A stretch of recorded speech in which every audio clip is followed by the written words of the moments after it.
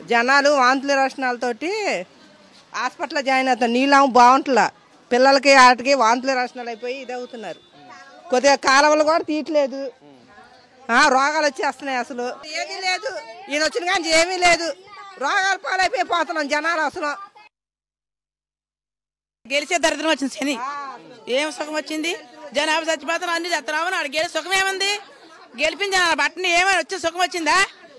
అవును నిజమే కదండి, అసలు ఏమీ లేదు. ఆడు గెలిపించాం. కాలువ లేవు, శుభ్రం లేవు. ఎందుకు ఆడు గెలిచి మాకు మనుషులు చంపేస్తున్నాడు కదా జనాభాని.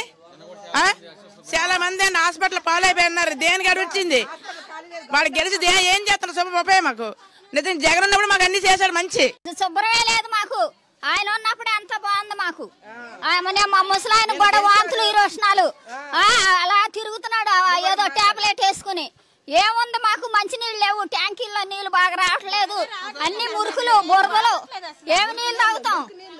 ఎప్పుడు మేము పరుగులు ఎత్తలా ఇలాగా.